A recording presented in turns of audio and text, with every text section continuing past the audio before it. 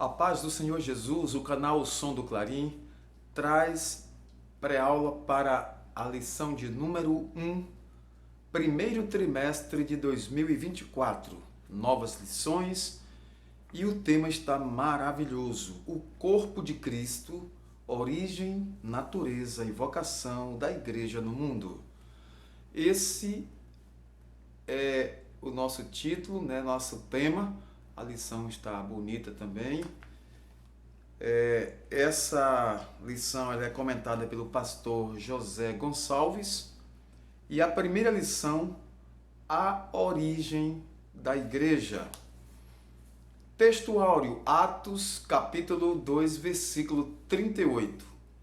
E disse-lhes Pedro, arrependei-vos e cada um de vós seja batizado em nome de Jesus Cristo para perdão dos pecados, e recebereis o dom do Espírito Santo. A verdade prática, ela nos diz que a igreja é a família de Deus, comprada com o sangue de Cristo e selada com o Espírito Santo. A leitura bíblica está em Atos 2, 1 e 2 e os versículos 37 e 38. Cumprindo-se o dia de Pentecostes, estavam todos reunidos no mesmo lugar. E de repente veio do céu um som como de um vento veemente e impetuoso, e encheu toda a casa em que estavam assentados. Ouvindo eles isto, compungiram-se em seu coração e perguntaram a Pedro e aos demais apóstolos: Que faremos, varões irmãos? E disse-lhes Pedro: Arrependei-vos e cada um de vós seja batizado em nome de Jesus Cristo para perdão dos pecados e recebereis o dom do Espírito Santo. Quero chamar a atenção dos professores e também dos nossos alunos para esta lição importantíssima e mostrar para vocês o propósito deste trimestre, que é estudar a respeito da doutrina da igreja, segundo a sua origem, natureza e missão neste mundo. A igreja é um organismo vivo. A igreja é a agência missionária de Deus. E a igreja é a noiva de Cristo. Nesta primeira lição abordaremos o tema da origem da igreja. Vamos procurar responder as seguintes questões. Primeiro, como o povo de Deus é formado na Bíblia? Como a igreja foi planejada por Deus? E o que a igreja de fato é? Então, para esses e outros assuntos relacionados ao mesmo tema, vamos observar o que o pastor José Gonçalves escreveu a respeito desta primeira lição, a origem da igreja. O primeiro objetivo é descrever a trajetória do povo de Deus na Bíblia e na história. Segundo, apresentar a igreja como criação divina. Foi Deus quem criou, projetou e fez com que a igreja surgisse, existisse através do sangue expiatório de Cristo Jesus, da sua obra expiatória na cruz do Calvário. E por fim, identificar a igreja como uma comunidade de salvos.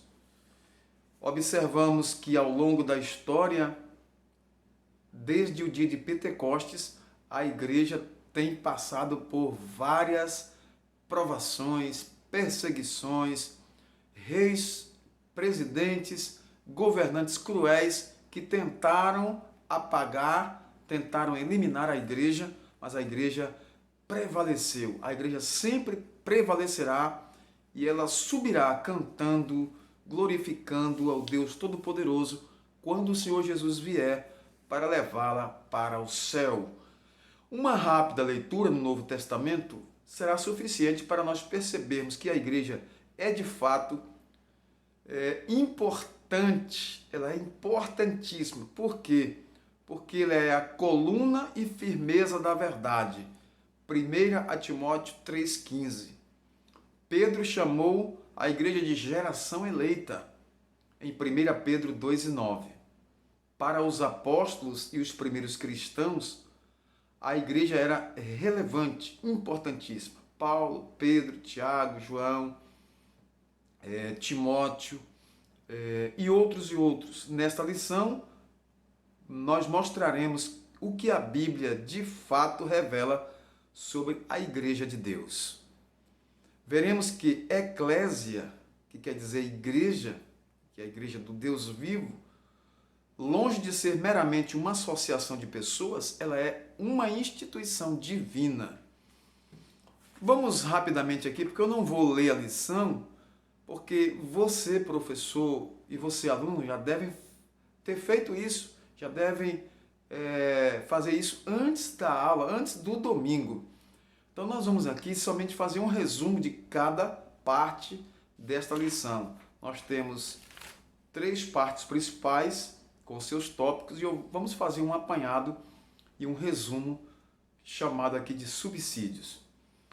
Na primeira parte, o povo de Deus na Bíblia e na história. No Antigo Testamento, nós observamos que o termo hebraico é Gaal e é usado para se referir a um ajuntamento do povo de Deus debaixo do antigo pacto, ou seja, na velha aliança, quando Deus chamou Abrão para sair da sua terra e da sua parentela, para que fosse para uma terra que ele não conhecia, mas que era uma terra que manava leite e mel. Então, a partir da chamada de Abraão até o surgimento do povo de Israel, nós vemos ali uma comunidade que servia a Deus. Embora nós vemos muitos percalços, o povo de Deus muitas vezes falhando diante do seu Deus, mas a Bíblia diz que Israel é o povo de Deus do Antigo Testamento e como nação, Deus realmente levantou Israel para ser a nação eleita, a nação que iria abençoar as demais nações, porque está escrito: abençoarei aos que te abençoarem e amaldiçoarei aos que te amaldiçoarem. Então, de Israel vieram os reis, os profetas, vieram os homens de Deus que a Bíblia diz que no Novo Testamento Jesus nasceu, Jesus veio ao mundo através da tribo de Judá. E é muitas vezes chamado o leão da tribo de Judá. Então, o nosso Senhor e Salvador Jesus Cristo, ele veio para inaugurar uma nova aliança, e esse povo que surge a partir desta nova aliança é chamado agora de igreja, igreja do Senhor. Aqueles que foram comprados pelo sangue de Cristo e fizeram sua decisão ao lado de Jesus, agora formam uma comunidade de santos, chamada a Igreja do Senhor, a noiva do Cordeiro. Observem que nesse primeiro tópico aqui, eu não vou me alongar muito porque o tempo corre depressa. Nesse primeiro tópico, o uso da palavra Gaal, que significa ajuntamento do povo de Deus no Antigo Pacto, também significa uma convocação para uma assembleia, ou o ato de reunir-se em assembleia, de forma que Gaal, no hebraico, é descrito como o povo reunido para servir a Deus. Em Juízes 20 e o versículo 2, a expressão quer dizer congregação do povo.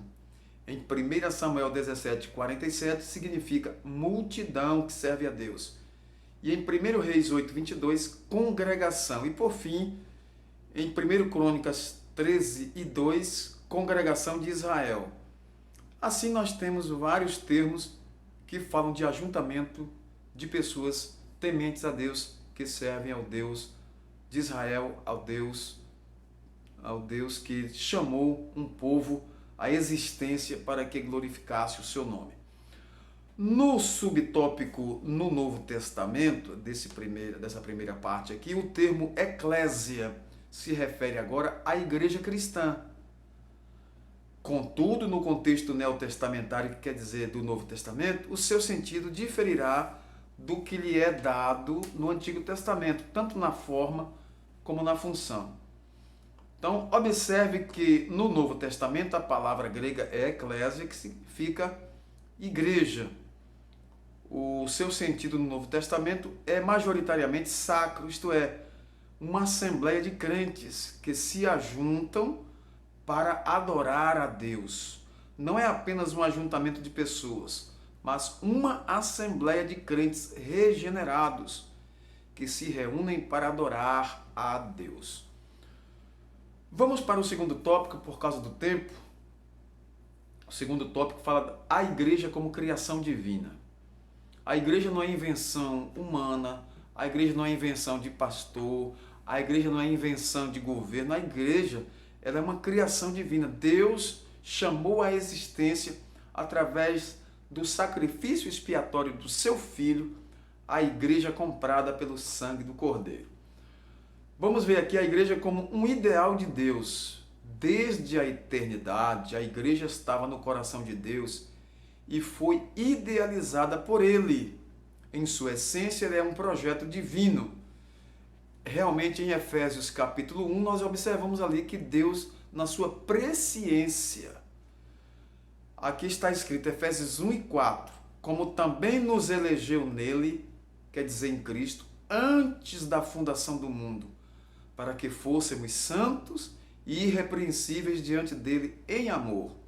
Então aqui está o projeto divino para a igreja, já antes da eternidade. Aqui diz antes da fundação do mundo, essa eternidade que eu estou falando em referência à existência, a nossa existência como mundo, como povo, como gente. Desde a eternidade, Deus já pensara no seu povo como igreja escolhida, para que fôssemos santos e irrepreensíveis diante dele em amor. Efésios 1:4. Na sua carta aos Efésios, o apóstolo Paulo fala de um mistério que estava oculto, lá no capítulo 3, do 3 ao 6. Que mistério é esse? Esse mistério que fora revelado era exatamente a igreja. Na mente de Deus, portanto, a igreja já existia, era um projeto de Deus. Ele já via a igreja existente.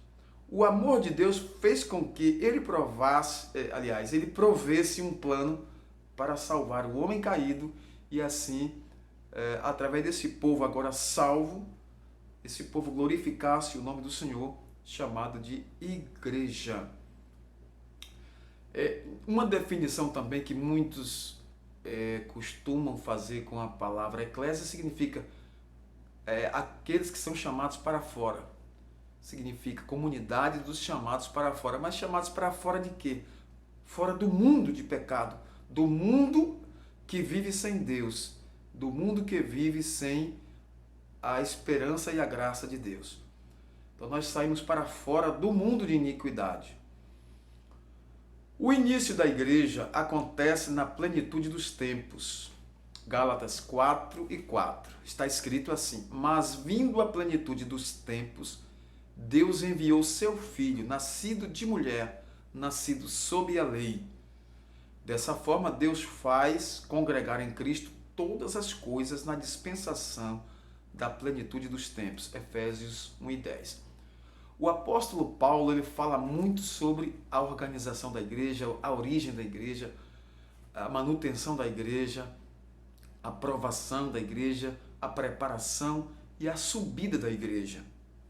Nas epístolas de Romanos, 1 e 2 Coríntios, Efésios, Gálatas, todas as suas epístolas, Paulo fala muito sobre a igreja. Nós não vamos nos prolongar muito aqui nessa segunda parte também, porque as horas já estão avançadas aqui no nosso vídeo. Vamos ver a igreja no dia de Pentecostes. Depois do Pentecostes, Lucas destaca que todos os dias acrescentava o Senhor à igreja aqueles que se haviam de salvar. Atos 2:47. O que entendemos através dessa expressão de Lucas? A igreja que existia apenas no coração e na mente de Deus antes, agora se tornara uma realidade concreta, porque o Espírito Santo foi derramado no dia de Pentecostes, após a ressurreição de Jesus, E agora as pessoas se convertiam pelo poder da atuação do Espírito Santo nos próprios crentes que eram usados por Deus, e o Espírito Santo ali convencia as pessoas, convencia o homem da justiça, do pecado e do juízo, e muitos se convertiam ao Senhor. Eles disseram assim: varões e irmãos, o que faremos nós? E Pedro disse: arrependei-vos, pois, e convertei-vos, para que sejam apagados os vossos pecados e venham os tempos do refrigério pela palavra do Senhor. Então, nesse último tópico, a igreja como comunidade dos salvos. Como comunidade dos salvos, a igreja é a reunião dos resgatados, dos regenerados pelo sangue de Cristo e selados pelo Espírito Santo. Estamos selados pelo Espírito Santo para o dia da redenção. Esse dia da redenção que Paulo faz referência é o dia da volta do Senhor Jesus para buscar o seu povo.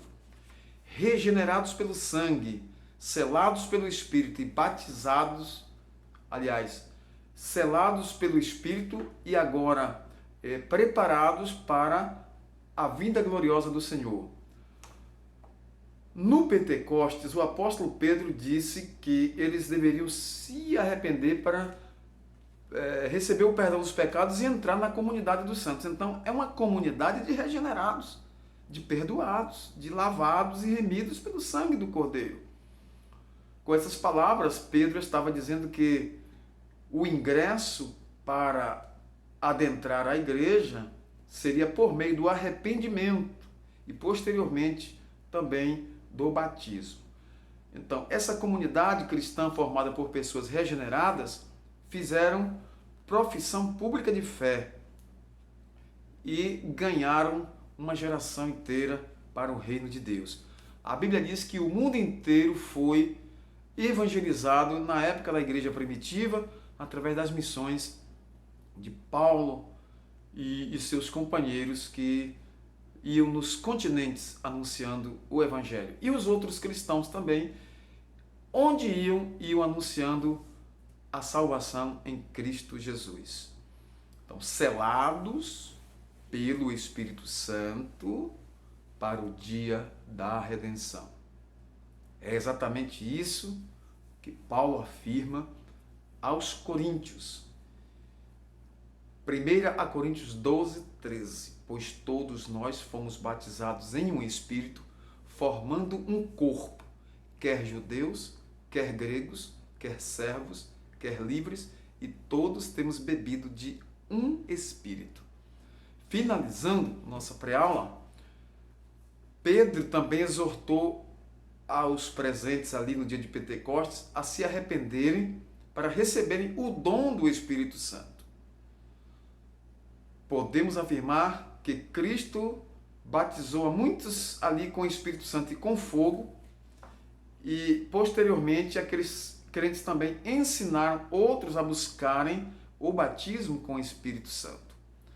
Vimos então, através dessa lição, como surgiu a igreja de forma sucinta, o tempo curto, mas vimos como ela surgiu, como ela foi fundada, como ela se prepara para o dia glorioso da volta de Cristo.